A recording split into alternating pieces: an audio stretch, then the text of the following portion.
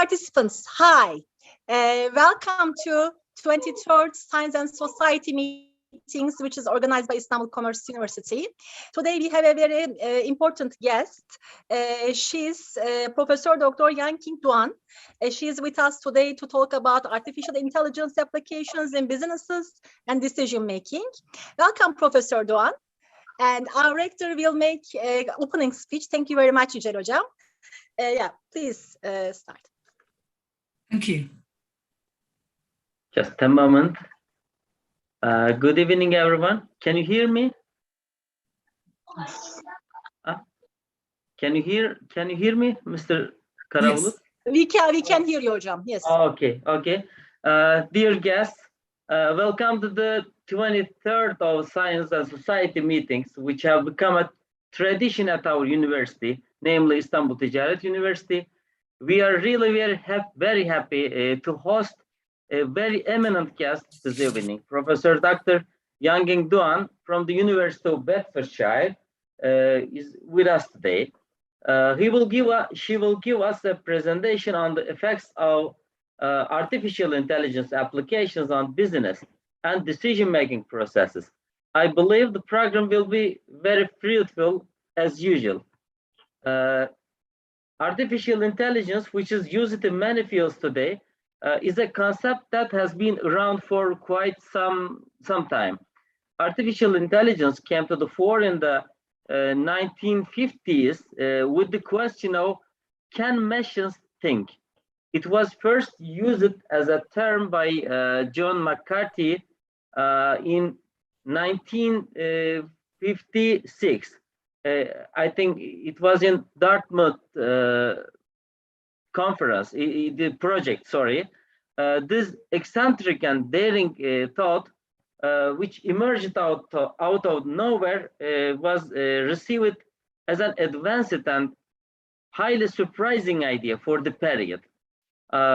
Today, after 70 years of this development, these improvements, artificial intelligence tools promise smarter and more efficient operation of the executive and administrative functions also. And of course, on the market field, it is predicted that the artificial intelligence technology will affect and transform all the executive, administrative, and market attitudes. As an administrative lawyer, I can say that we can follow what kind of changes are around now regarding to these AI tools via these AI tools. Now we can see artificial intelligence, AI robots around us, and they are just started to use some kind of new processes that we are not accustomed before, such as rule making and decision making via algorithms in the field of administration or markets. Furthermore, there are now AI tools which are used by lawyers on my field, especially on private law. The companies, private law offices and companies started to hire these AI tools, such as also there are some robot judges on my field. It is very interesting and very attractive development, unexpected, in fact. I would like to end my speech here so that I don't want to step into the field of our dear professor. We will listen from her what she will say on the results on the use of artificial intelligence on business life and regarding to this decision-making processes. This series of conferences organized by our university, necessitated by its responsibility to the science for the society, will continue. Therefore, I advise to our academics and our students to continue to follow us. With that, I would like to take the opportunity to thank once more time Professor Dr. Yanqing Duan for accepting our invitation. And also special thanks goes to my colleagues who took part in the organization of this program, and to Professor Dr. Tuğba Karabulut in particular. I would like to thank our esteemed audience for not leaving us alone in this program series. Thank you very much. Thank you very much, Yücel Hocam. Welcome again, Professor Duan. So would you like to share your presentation? You will have a very nice presentation. I know it, so you can share it. Thank you very much. Thank you. First of all, thank you very much to Professor yourself for your excellent introduction to AI. And You're welcome. Any more about the introduction, because you just provided a very good, the background information. Thanks. I'm also very pleased to know you are the lawyer. You know the application of AI in law area. Yeah. Nowadays, I am still studying on artificial intelligence tools on law and ethical problems on legal side of artificial intelligence and that kind of things. I have some articles about this. I am very interested on this field. Because of that, I am here to listen to you. Thank you. Thank you very much for letting me know that. And also many thanks to Professor Tabaga and your colleagues for your invitation, actually. I'm really pleased and to have this opportunity, actually, to know your research, Professor yourself, and to share my views and findings as well. And it's really, I feel it's really a great pleasure and honor to be part of your very prestigious events. And thank you again. So now I can start share my slides, yeah? Sure. And we would like to see you in our university when you are available as well. Oh, I would love to. Yeah, we have some project with Istanbul University. So I may have opportunity to visit Istanbul. That's why I said I may be able to visit to see you in person. Yeah. So can you see my slides here? Yes, we can see it. Okay, I'm going to. Yeah. So it's still here, yeah. Yeah, you can start. Yeah.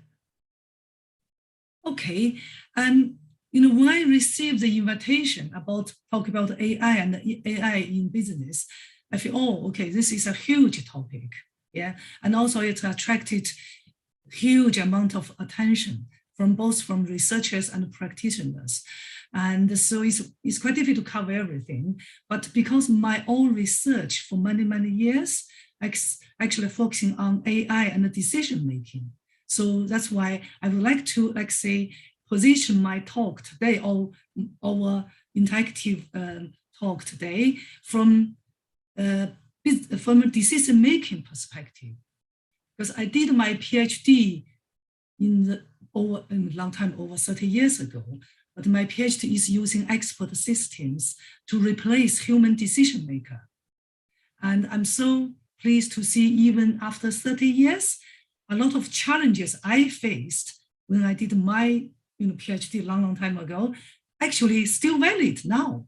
So after my PhD, I never stopped actually carry on research about AI and decision making, even during the AI winter time. We talk about AI spring and winter, and so, because we have carried on doing research, and I was so fascinated to see the new wave of the AI in the last decades, like from 2010. And I'm also so fascinated with actually all the research I've done in the last maybe few decades actually can still make contribution to the current debate. Yeah. So that's why I want to focus on business benefit from decision-making perspective for today's talk. So what I'm going to do, I think I'm going to shorten the introduction to AI because Professor, you say you have done excellent introduction already. Yeah. So I will just very briefly talk about AI. I think it's quite well known by people by now. Yeah. And then also outline briefly about AI application in business because it's a huge area, it's a huge potential as well. Okay, and because I'm talking about decision making, so I will give a brief introduction about the decision making series, yeah, and then I will share my findings and views about AI and business decision making. I mean, especially the opportunities and the challenges, what is the current debate. Yeah. So I will go quickly. I mean, everybody now, the term of AI was coined in 1956. I think Professor Yusa just gave a very good introduction about the workshops and conferences and after that. So from that, after that, people trying to develop thinking machines. Yeah, and also, the very early applications include chess play. Yeah, machine play chess. So actually chess, I mean, the early application, I would say, is decision making. Because when you play chess, you move, you make a decision for your move, which way you go. So that is a typical decision making process. And you use machine to replace decision makers. Very early chess players, very early, the AI applications here. So AI is a very, very broad term these days. Yeah, and it covered wide range of the areas as well. But it is a science and engineering together, like say behavioral science, decision-making science, and computer science, and engineering, and of making intelligent machines. So the AI actually is actually embedded in all the digital systems. Yeah, it's not possible to separate because all the machines and the system have some kind of elements of AI. Although some of them are very highly intelligent, some maybe them like include rudimentary judgment or logic or reasoning. Yeah. So because AI, you can have intelligence is huge in spectrum. Yeah, you can have very high level ones, you can have low level ones depending on the context. And most importantly, AI now has a very strong ability of learning themselves. I mean, that was a limitation many years ago, the machine learning abilities. But I will explain why, AI, I always say new AI, I even call it new generation of AI, why, AI got, right in the way in the current decades here. So AI timeline, so maybe because I've been working in this field for many years, I have been witnessed the AI up and downs. So I use these slides from the source as indicated. It's not ideal, it's not perfect. I should draw one maybe myself, and the AI timeline. Yeah. So AI has been exist for many decades, and the term also changed a lot. I don't know, do you remember expert systems? Yeah, used to call it knowledge-based systems, expert systems. Nobody mentions it anymore. What do you think? Have you heard of recent publications about expert systems? No, it's all AI systems, it's all similar. It's just people are using different terms. So in terms of AI up and down, since the coin of AI, like machine learning, intelligent machine, it really attracted a lot of attention and hopes in the 1960s. So they say it's the golden year of AI. Yeah. So you can see, like say the up and downs in the up AI 1950, 60. But after that, because at the time the computers have limited power, and then the algorithms is not very advanced. So it's the hypes, the hopes didn't really realize. So there's like a winter time during the 1960s and early 1980s. However, after that, the neural network techniques and improved the computer power actually gave AI new hope. So we have the second spring in 1990, later 1980 and early 1990. That is time when I decided I will do a PhD, because when I chose a PhD topic, I said, what should I do? And I said, oh, artificial intelligence ecosystem is very hot. So that's why I chose actually my PhD in the second wave. And I focused on the organizational decision making. So that's the springtime again. However, at the time, everybody hoped for, they talk about a lot of promises of AI, but AI didn't really fully deliver, again, what they promised. So we did see another winter in the late 1990, early 2000, that time.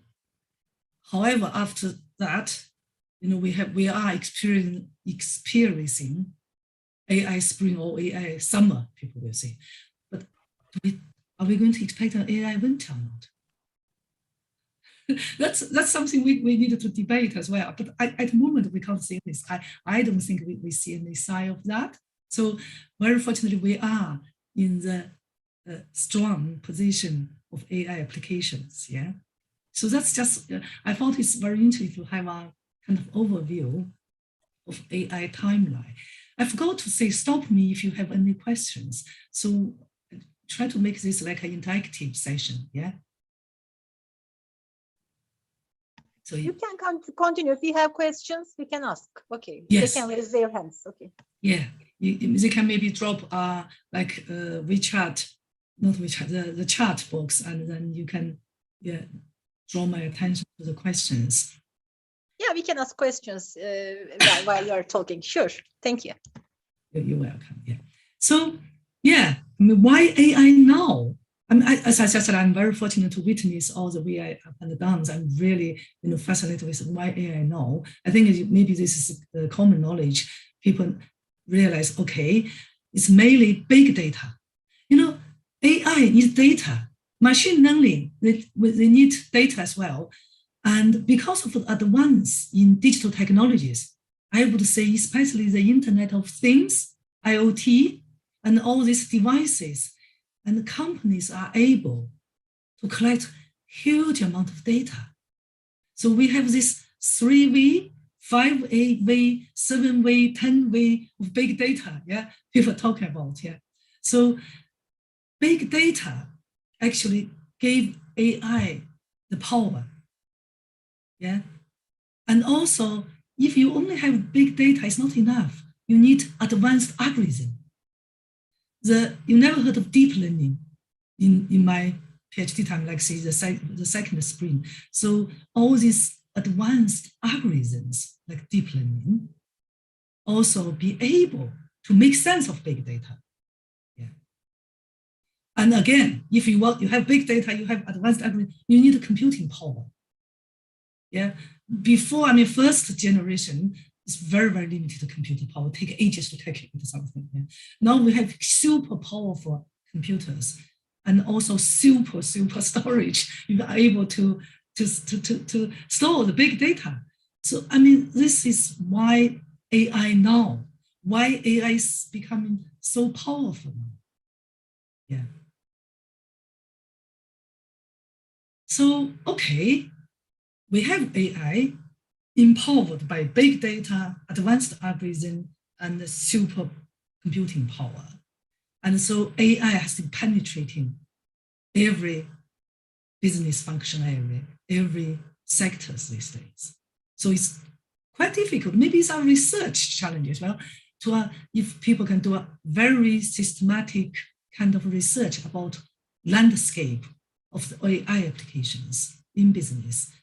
But it will cover in different countries, maybe a developing country, developed country, different function areas, or you can do it based on the sector, based on the business function, or based on AI function, and where I can do all sorts of things.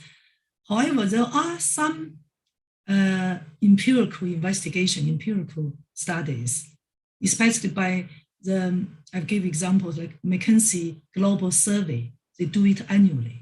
Yeah, so they give us actually our kind of flavor, overall landscape of how AI is being used across different countries.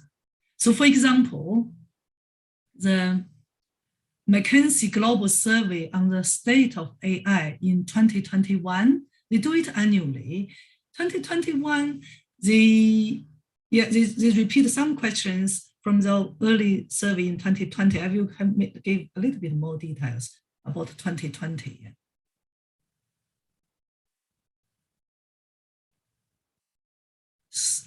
The McKinsey's survey, they actually in 2021, they did the online survey in May and June, and they received 1,843 responses across all different countries, industries, company size, function specialities, and the age, like tenures of the company. So that's in 2021. In 2021 survey, they found 56% of respondents from 1,843 participants, yeah?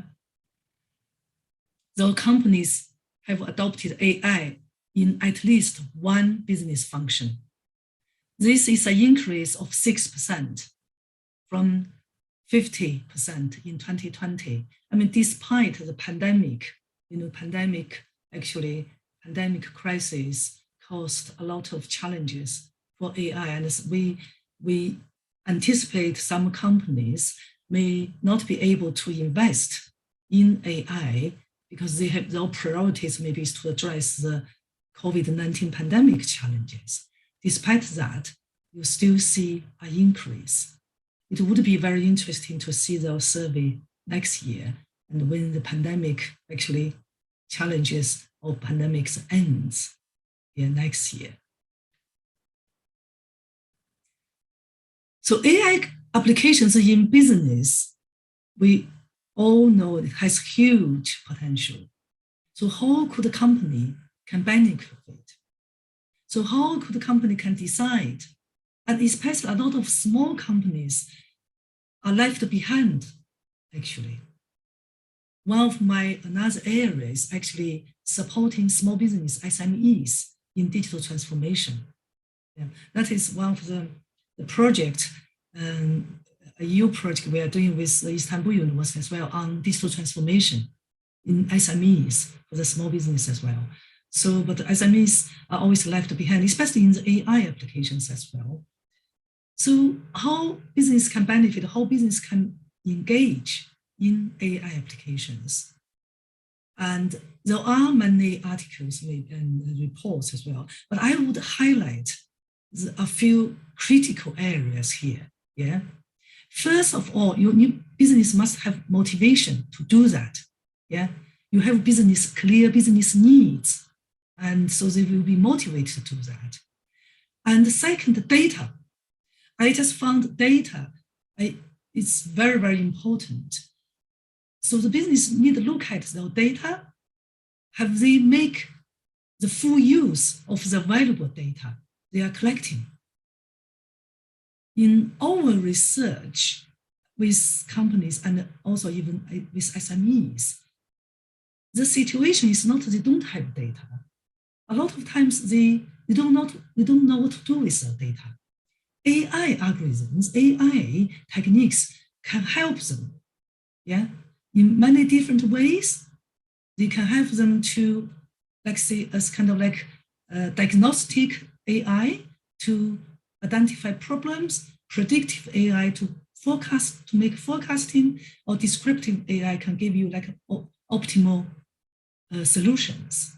Yeah. So data also company also can explore the potential opportunity. How can you collect more data?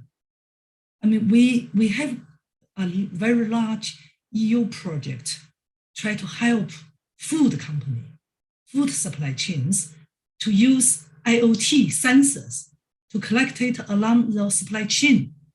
So, and then by collecting this data using IoT, they will be able to use AI technique, intelligent AI algorithms to do a lot of things to improve their supply chain performance. Our projects try to avoid food waste. Yeah. So you can have algorithm to monitor the transport, to monitor the temperatures and other measurement.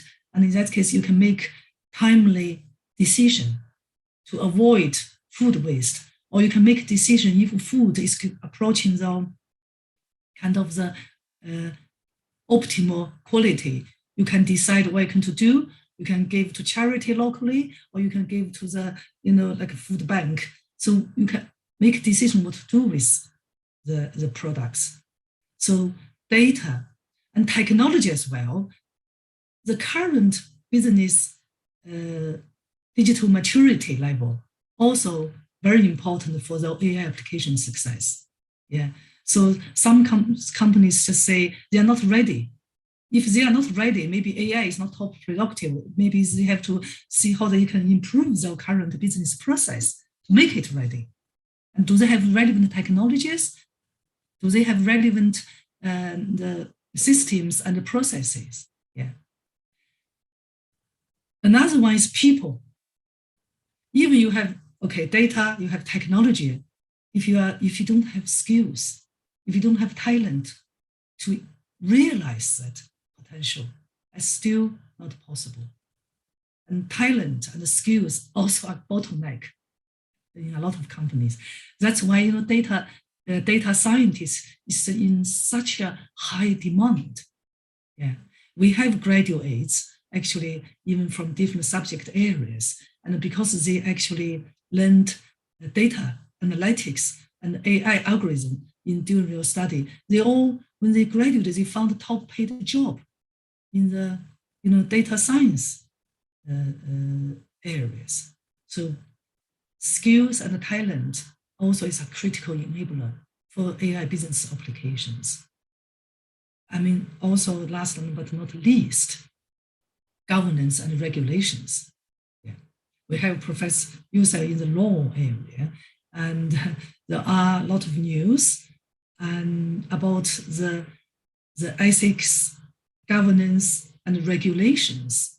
If AI is going to be used widely, the legal framework must be in place as well.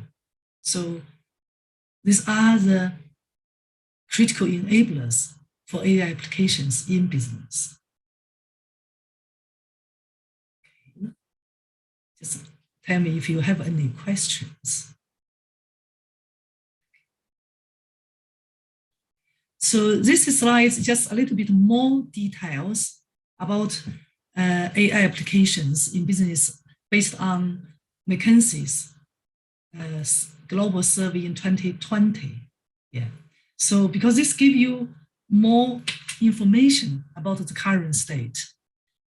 In 2020, 50% of companies use AI in one of the business functions. Yeah. And organizations do use AI for generating business value. I have another slide about the business and financial benefit of AI. There are some kind of actually challenges in that way. How has AI actually generated finance return? Yeah, I don't know. What do you think? Maybe you don't know. There are some surveys from the Bcg group. Will give you some insight actually. So organizations are using AI for generating business value. I highlighted in red, yeah, what are the top business functions of AI applications?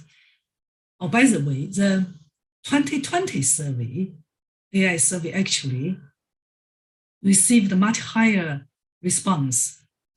They received 2,395 responses from, I think there's, from respondents across all the different countries, industries. Yeah. So the top areas, business top application areas, service operation, products or service development, marketing and sales. I don't know whether, are these actually in line with your thinking? And why these are the top business applications function areas? The largest share of revenue in increase. So how they make money from that. Inventory and part optimization. I mean, this is all actually the strength of AI actually. With using AI, you can optimize, you can find the better solutions because AI is able to use deep learning to consider many scenarios, options, and then I will explain in the next few slides. AI have strengths over human decision-making constraints, but of course, AI also have limitations in comparison with human decision makers as well. Yeah. Pricing and promotion. I mean, price and promotion because you can use AI for forecasting. You can use deep learning to identify patterns and future trends as well. Customer service analysis, you can target, personalize your services and products, and then you can make more accurate and effective sales and demand forecasting. Yeah. And also, not surprisingly, the top application sectors are high tech and telecom sectors because they are more like technology driven and they have sufficient resources and maybe top talent as well. So they are most like to use AI and followed by manufacture companies as well. Yeah, and the robots, manufacture production lines, they use AI, use robots to improve productivities. Yeah. So how about the financial benefits? There are some inconsistent maybe findings depend on the surveys. And Davenport, in his paper, in his articles in 2020, he argued the primary focus of AI in many companies so far is still about innovation and exploration. So most of the AI projects seem to have not delivered significant economic value. I think this is being actually backed up by the MIT Slow Management Review and the Bcg Ai Global Survey.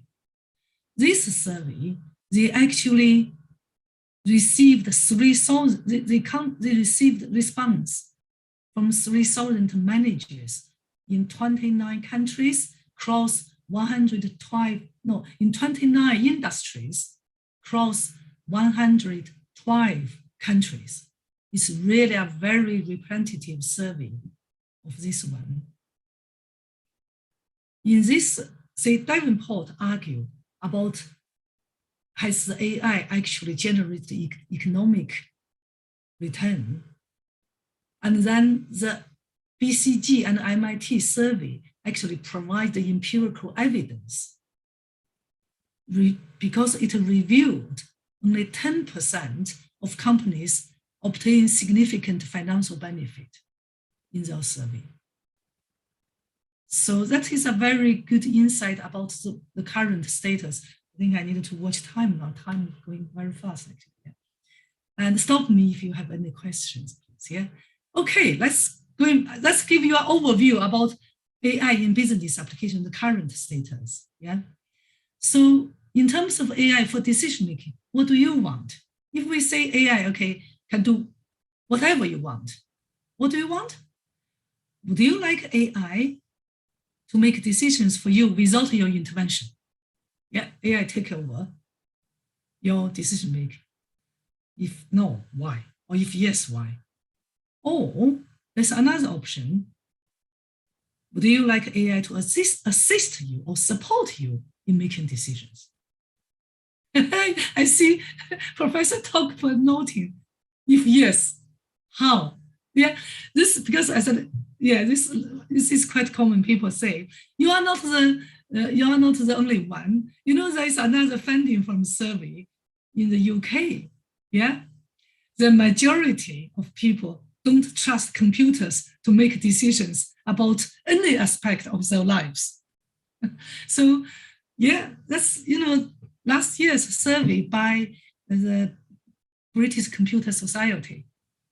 So, Professor Tagova, you are not the only one. I see you are like they say no. Yeah. why? I mean, that is still, people don't trust computers, don't want relinquish their rights to make decisions to computer. But we do like computers to help us. Is that right? Yeah. We do have computers to help us. This is exactly even the same for the business decision making, organizational decision making. Yeah. So if we want to see, okay, how AI, especially this current new powerful AI, can help us, I just want to give you a very brief kind of introduction to decision making series. Yeah. I think maybe if you are working in the information system field, you are familiar with all these things, but they influence us. I mean, I used some of this in my experiments, try to replace decision makers in my PhD. I did an experiment actually. So this kind of the theoretical foundations for us to consider. Yeah. So when we talk about human knowledge, we talk about tacit knowledge and explicit knowledge. Yeah. So the original argument in 1980s, 90s is computers and AI are very good at represent human knowledge in the explicit format. Because we always say, oh, I know this is the best, but don't ask me why. I mean, if you can't tell why, how could you expect computers? But these days, it seems computers can use all different evidence, maybe to help you even to know why you choose that one, because the power of the big data and the power of deep learning as well. Yeah. And also sometimes there's some research about also decision-making style. Some people very logical, very rational, but some people is gut feeling, intuitive. Would that affect your adoption of AI for your decision-making? Yeah. And also decision-making involve different phases. Yeah. This AI can maybe play different roles in different decision-making processes, as Simon just, famously categorized. Yeah. And also in organizations, you have different level of decision-making. We always say operational decisions, tactical decision, level decisions, and strategic decisions. AI may play different roles in these different levels. And also the type of problems solving and decision making is unstructured to structured. Yeah. If it's completely unstructured decision, how can AI can play a role? Yeah. So why do we need help from machine? Why do we need intelligent machine to help us for decision making? It's very obvious. Humans have constraints. Yeah. And I think these three areas very nicely summarized the constraints. We all have mental computational power. We have limited cognitive kind of abilities. We may forget, we are not able to consider too many criteria, too many factors. So especially in the very complex circumstance, uncertainty, risk, imperfect data, multi-criteria all together. And also we are very slow in comparison with computers. If you chess player, Deep Blue beat Deep Blue in 1997, the first time AI beat human decision maker. He actually beat Kasparov, the world champion.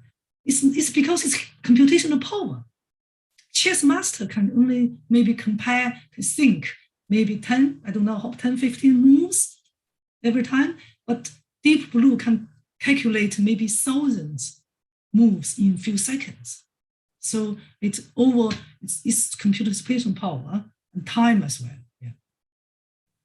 So AI for decision making has been one of the most important applications in AI history, but always attract a debate and a controversy as well.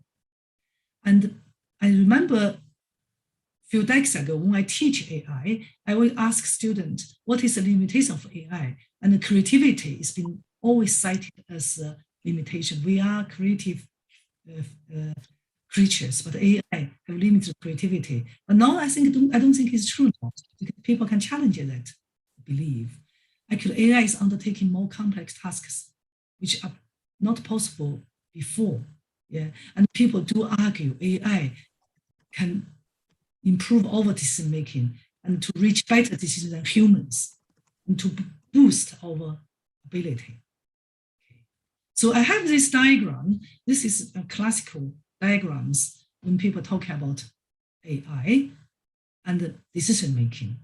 Yeah, I mean, in the classical way, we always mention about AI is good at in the operational level and the middle level, but does have limitations at strategic levels. When I did the experiments 30 years ago, that was true. And we use AI to try to replace decision maker, but we were not able to actually make strategic decisions. We have to set up in the computer of the strategic directions in the experiments and let AI make managerial and operational decisions. AI has beat humans in that sense in my experiments, but not a strategic one. However, now with the new AI, actually AI can play a role across all the spectrums from strategic to operational. Yeah. Okay. Any questions so far? Ali Hocam, maybe you can ask a question. Would you like to ask a question? Your voice, we can't hear your voice. You have to turn on your voice. Thank you, dear Professor. And I have a question, two questions. I have two questions to you. First of all, thank you very much. And I am coming from stock exchanges, especially we worked many SMEs. And also you said the SMEs, there are some important projects on SMEs. And AI, if AI is succeeded, for example, emerging markets like Turkey, SMEs are very important to use AI programs. But there is a big problem for SME size companies and data. And now, for example, ERP system cannot used in effective way in emerging market like Turkey, and there are different kind of ERP system, but they couldn't used effectively by the SME. What do you think about that effective way to use, and maybe the supportive role by the government, which importance regulation maybe European Union maybe try to this kind of regulation, but I don't know the succeed. First question is what's your proposal in effective way to use in SMEs?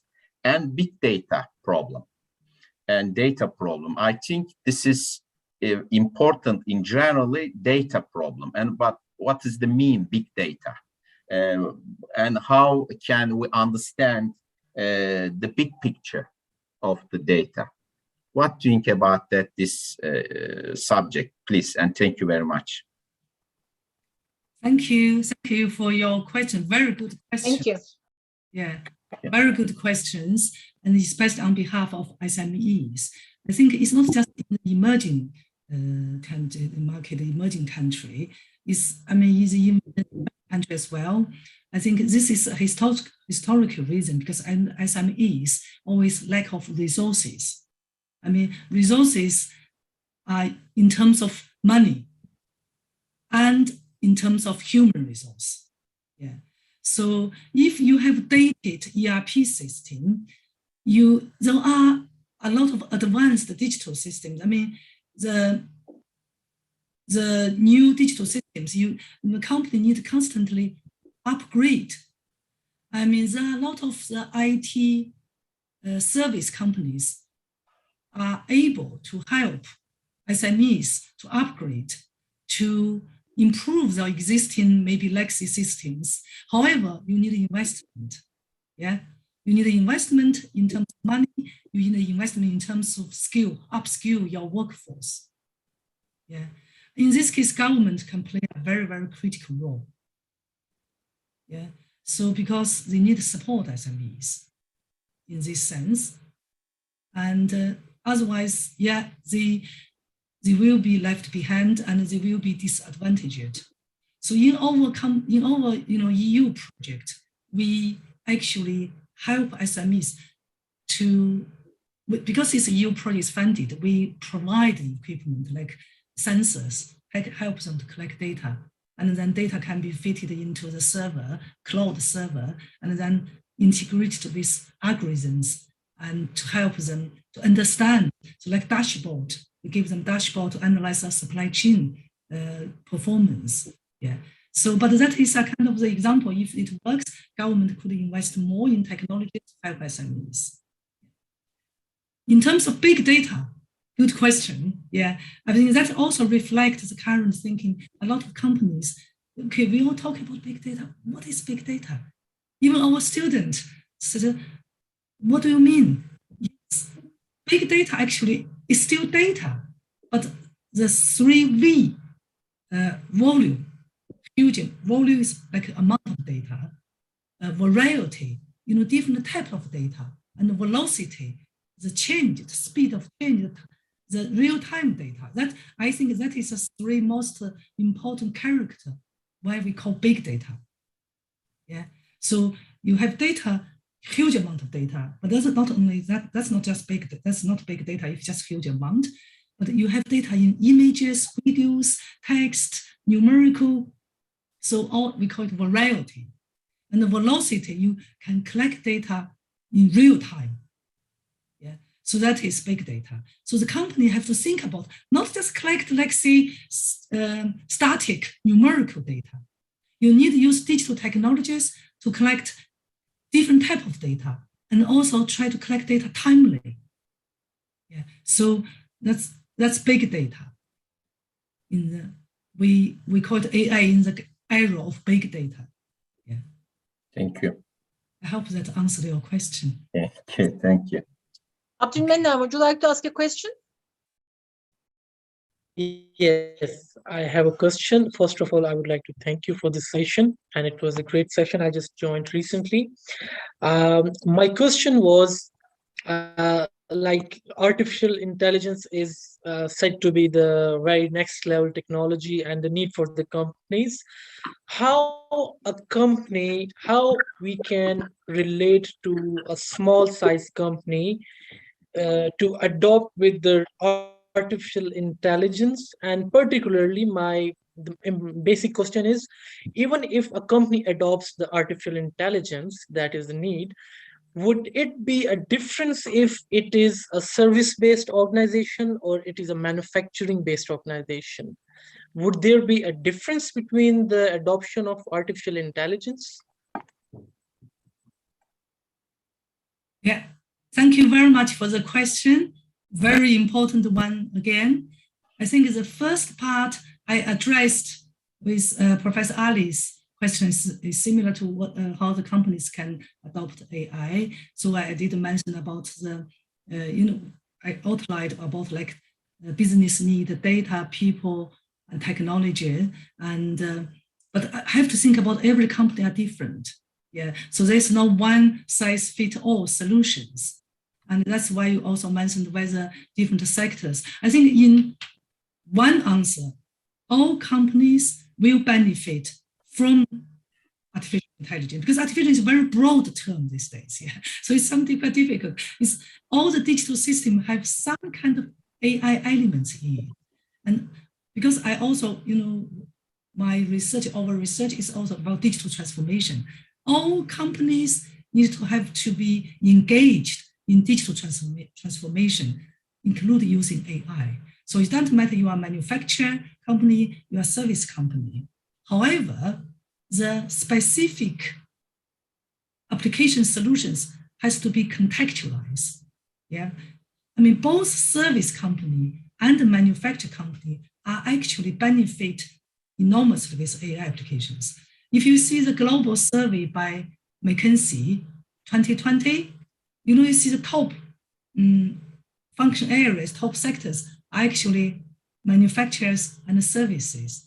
Yeah, because manufacturers, they use robots to improve productivities, And the services, they use deep learning, use algorithm to improve the forecasting, customer service. So yes, they all can benefit from that. With small company, they maybe don't have the capacity to do what big companies do, but there are a lot of the IT and AI companies provide service to them. They can use cloud service, and they can actually, you can subscribe service to use AI techniques as well by small company.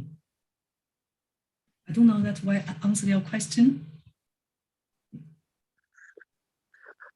Oh, I think it's been. Yeah, I got the answer of the question, and it was a great answer, by the way. I appreciate that. Thank you. Thank you. Esra, she's also our PhD student, and she works in Microsoft company actually, and she's especially focusing on telecom companies. So Esra, what would you like to ask? So thank you, my teacher, and also I'm really happy to see you because my thesis is, as my teacher mentioned, about strategy and AI applications relationship. That's why decision making is really important part of my thesis also. And also in my work area is about AI in Microsoft. So my question is also a little bit related with the Abdul's question from the adaptation case.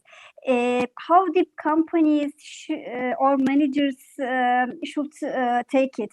I mean, for example, even though what we see in the market, even though big enterprises, for example, sometimes they are trying to use they are trying to start with small deployments, for example, just to accumulate rule-based algorithms. In contrast, small businesses, for example, try to AI for decision-making with the for further predictive analysis, for example. So, according to your analysis, your research, what are the dependencies while deciding to use AI on decision-making processes? Should they start with the small deployments and to go step by step, or how they should decide? What are the considerations? Yeah, for us, your observations are so important at this point. Okay. Thank you.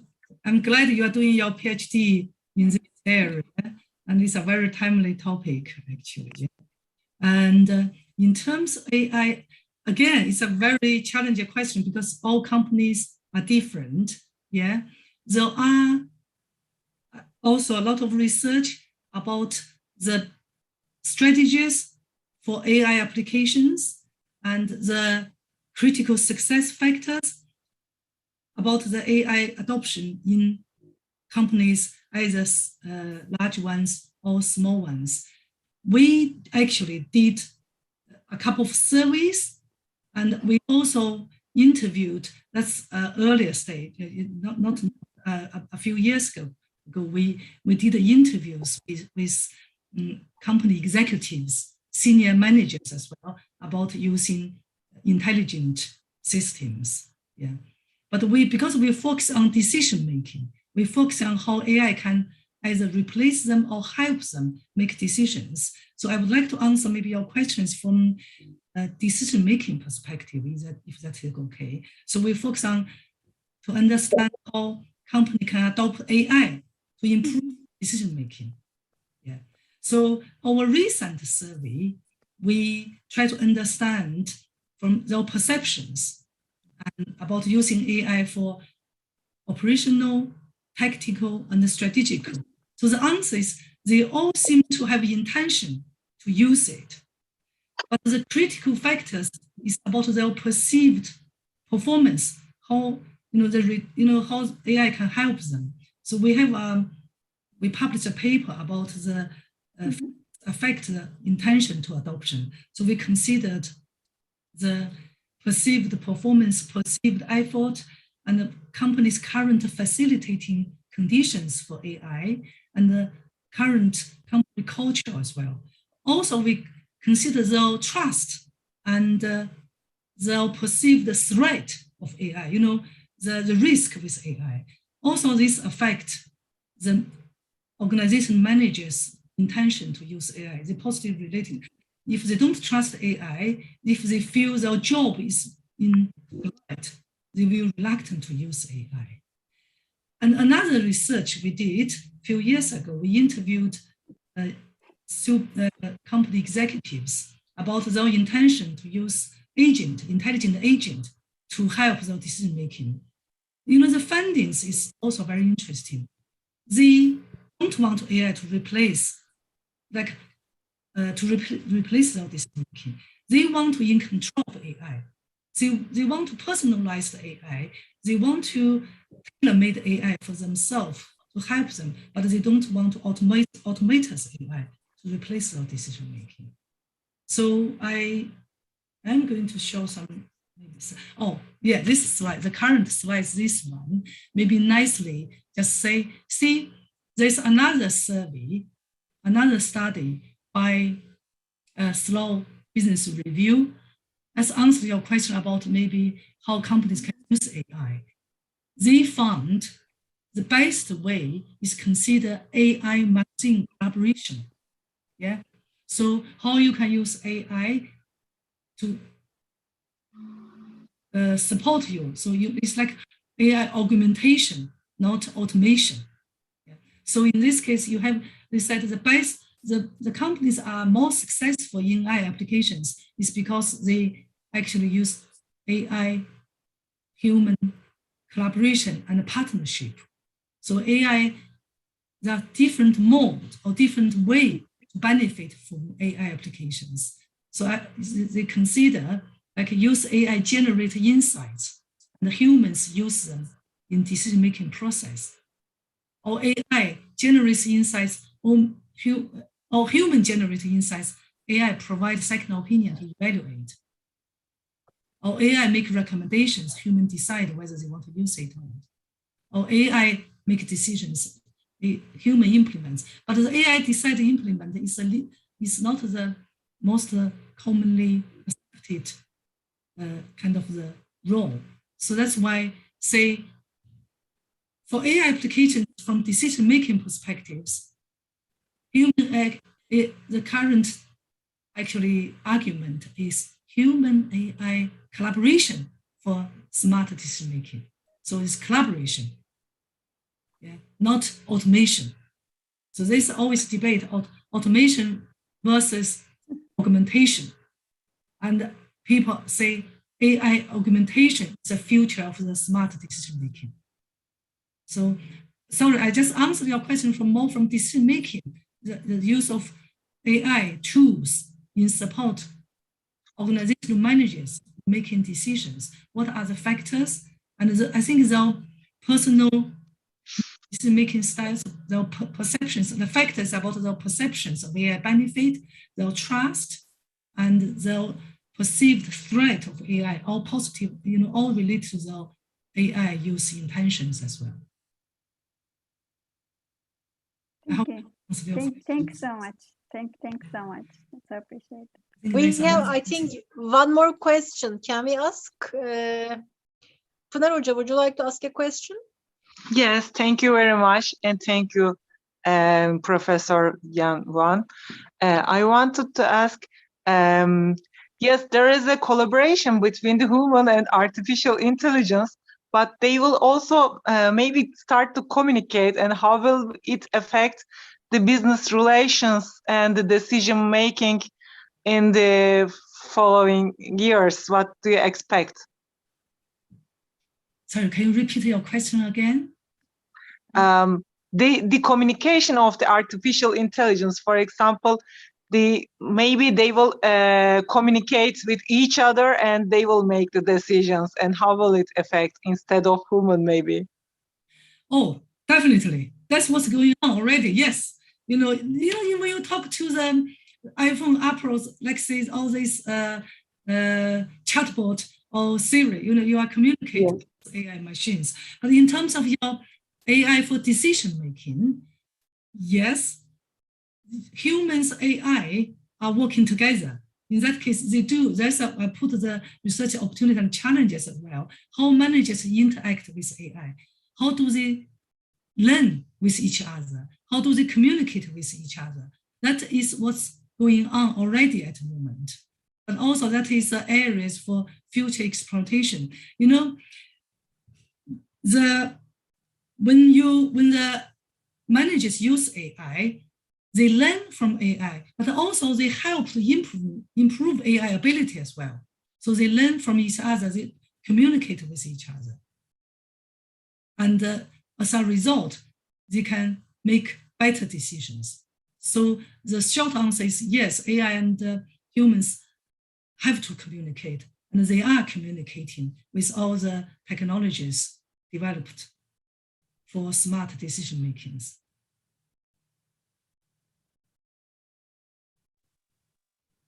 Thank you for your answer. Thank you, Tuğba Hocam. Thank you. Also, we actually received a question from YouTube from one of our PhD students, Kemal. Hello, is there an article or book that you would recommend that companies can follow as framework guidance to use AI in their decision-making procedures? Oh, good question, right? There are lots of articles I know. in this aspect. And I would, you know, I found that if in the practical way, MIT Slow Management and MIT magazine, and they regularly publish very, very good articles about how business can benefit from strategic directions to practical operations. If you follow that, you will find but book, because book, I'm not very keen in that sense, because book always take time to publish. Sometimes they are not as timely as articles. So I would, you know, as I in my slides, I use a lot of reports from MIT and magazines and Slow Management magazines, and also McKinsey's, you know, top consultancy companies report as well. That would be my recommendation. Okay, thank you. Yeah, you can continue, sure.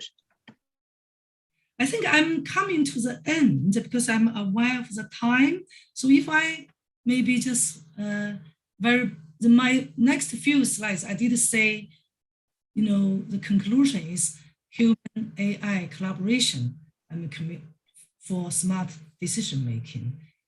And the argument is use AI to augment your ability. In this case, AI augmentation is the future of smart decision making. But there are a lot of research opportunities, and I try to summarize them from organizational level, because if the company use AI-based decision making, what are, you know, there are a lot of actually areas need to further explore. And also AI for decision making in the personal level. How do you interact? How do you communicate? I think the questions already asked. How do you learn with AI, or AI learn from you? And another important area is people talk about dark side of AI and AI limitations. I mean, the law, your Professor Chancellor's VC's introduction about law is also a very popular area, but a lot of the kind of legal issues as well. Who is responsible for the consequence if I ask AI to help make decisions? There are some reports about like driverless car. In the UK, they did say that they need to consider new regulation. If you use a driverless car, if the car actually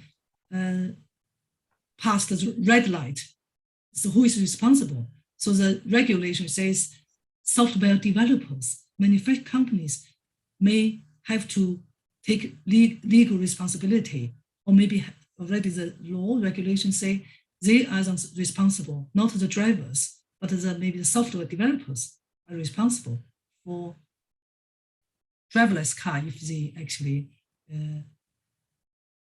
passed the traffic lights, they've been fined, or even they involved in accident.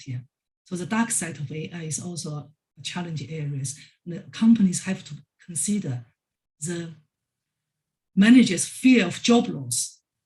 And they just feel if my job being taken away by AI, if I lose job, I will strongly against maybe the AI applications in my company, in replacing my role or even support my role. Yeah. The ownership of controls. AI bias is a huge topic from decision-making perspective as well. Yeah.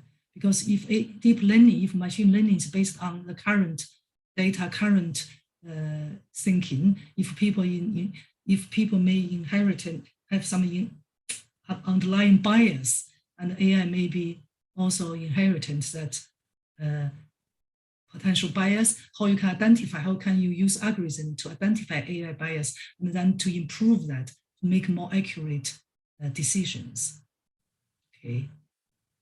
And AI limitations and AI's ability to deal with imperfect data. I don't have time to talk about pandemic because I have a paper on, part of a course of the paper on the challenges of AI for decision-making in dealing with COVID-19 decisions. And the main problem at the start is imperfect data. AI still has limitation in dealing with imperfect data, especially for the strategic decisions. So I think that's all. I'm sorry I take a little bit over time, but I hope, I have. Thank you very much. So we can take maybe more questions if you let us. Ovais, would you like to ask a question? Yes, Hojam. Yes, Professor. Thanks a lot. First of all, Professor Yanqing Duan, I really would like to thanks for this wonderful presentation with full of fruitful knowledge.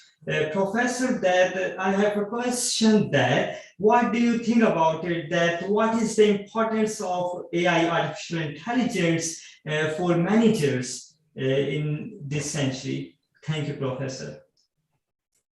Thank you. Thank you for your question. It's hugely important. We actually try to demonstrate human decision maker have constraints. Yeah, AI have huge power and potential because built on the big data and advanced algorithm to augment humans' decision-making abilities. So in that sense, you cannot avoid. Maybe AI, in a broad sense, we all using AI. We all using some kind of computer systems actually have intelligent elements in helping us with our day-to-day tasks and also in helping us making decisions. Yeah. So very simple answer. No managers can say, I don't need AI, because AI can enhance your decision-making abilities, help you to make sense of data. We did a survey with managers and asked them challenges they faced in dealing with information in order to make better decisions. They all agree they face huge challenge, especially in making sense of data. They all agree they need AI support to help them in making sense of data, in choosing the most optimal solutions. The AI algorithm, like deep learning, they do have strengths in that sense. Yeah. Thank you for your questions. I hope you answered your question. Yeah. Thank you, Professor. It's really, thanks a lot. It's really wonderful answer. Thank you, Professor. Thank you. Ümit, would you like to ask a question? You didn't raise your hand yet.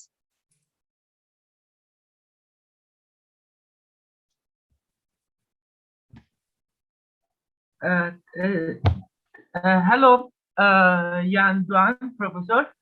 Thank you very much for your presentation and for your valuable information. Actually, I have a question, but my question is some different. Please wait.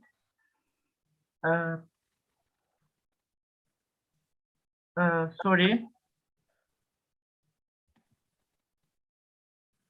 Actually, I am curious about in the future, artificial intelligence seems to penetrate every aspect of our life. In this case, do you think since artificial robots will look exactly like human, will they have maybe same legal rights?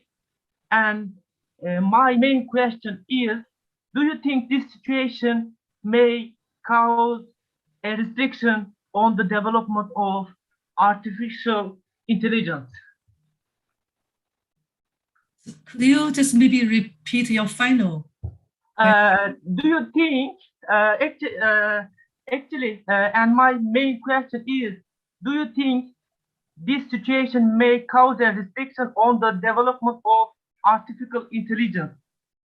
Because robots and humans like same, they look each other, and this situation in the future, for example, some governments or some countries can take a restriction on the development of artificial intelligence.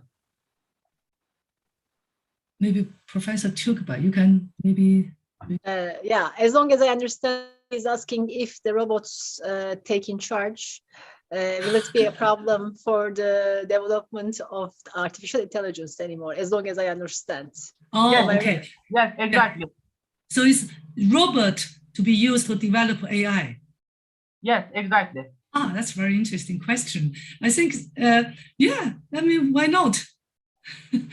Yeah, that definitely, you know, in the sense, they are happening. You know, you use AI to develop robot, and when human-like robot, they can do whatever human do, and the human do develop artificial intelligence, and then of course they will be able to also to develop AI systems as well. Yeah. Thank you. That's my personal view. But what other people think? What do you know? We have all this. You know, what do you think, Turkba, or the Professor Turkba, or others? Actually, as long as I understand, he was asking if the involvement of AI or robots in our life increase. So will it be a problem, or will it basically restrict the development of artificial intelligence in the future? I think he was asking that, as long as I understand. If the robot, if they just take in charge our lives, for example, or yeah, so that yeah, as long as I understand, he asked that in the beginning. Oh, okay. So it's like if robot can take over our lives, and then we human, because the second can do that. Yeah.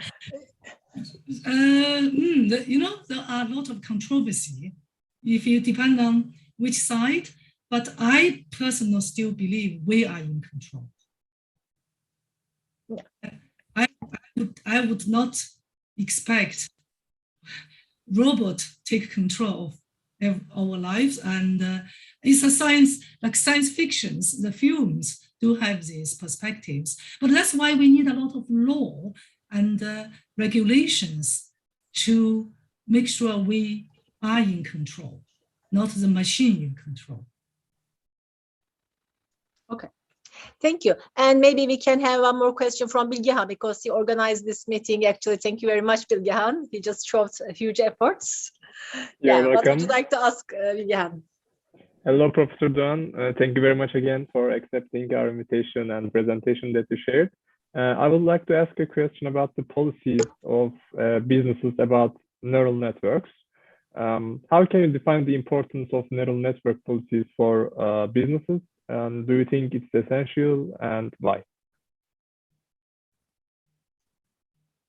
Neural network application in business, is that your question? Neural network policies. Neural network policy? Yes, yeah, policies. Can you explain maybe what do you mean neural network policy? The business policies about neural networks. Do you think it would be an essential thing for the future, maybe? I'm sorry, maybe I didn't catch the question clearly. Yeah. And very nice to see you, CBB. I just tease it. Very nice to see you too. He sent me many mails to you. So he's talking about neural network policies, I think. Neural network. Yeah, neural network policies. The technique, neural network. Neural network. AI technique, neural network. Yes. Yeah, he's asking about that. Policy. I'm sorry if my pronunciation is not good. No, it's perfect. No, it's fine. I just wouldn't, do you mean the policy about using AI algorithm, AI techniques? Because neural network is just one type of the AI algorithm. Yes, the techniques. Yes, it's true. So why do you think we need a policy for that? Because I need some background information of this question. I just wondered what do you think about it? Because I haven't really think, because this is not the area I'm really. Okay, that's okay. Maybe you can just, as a closing question, maybe you can answer what might be the contributions of AI to the education sector, to the higher education sector, to the universities. Yeah, it depends on how you see it, and it's huge. AI contribution, you mean in terms of teaching AI or in terms of education sector use AI? Which perspective? Maybe we can use it for teaching. Yeah, you can answer in both sides, actually, from both sides. And in terms of education, I strongly believe we have whatever subject you learn, whatever the disciplines, all the graduates should have adequate knowledge about AI. Because we all agree, even you have running this session, we are living with AI. Yeah. So as a graduate, they need to understand, they need to be aware of the benefit and the advantages of AI. They need to be able, when they go to work, they need to be able to actually utilize an AI potential. So that is about education. So we all have introduction, in our modules and in business school, we all have, in the digital management, we all have elements about AI. So as well. In terms of AI application in higher education sector, it's relatively behind the commercial sectors. And, but there's a lot of potential, same as other commercial sector, from marketing, from recruitment, from human resource management, from the, strategic decision making. AI can play a role. We do use different analytics. Analytics actually incorporate AI algorithms in HEIs. This is another area I did research and about using big data analytics in UK higher education sector, especially for student experience management. In our university, in the UK university, we have like RFID card. So we collect all sorts of data about student engagement in education. And we can use AI technology to understand student engagement behavior and to help improve student experience in learning and also in our teaching as well. So again, similar like a commercial sector, huge potential for AI in education sector as well. And also it's a very attractive research area.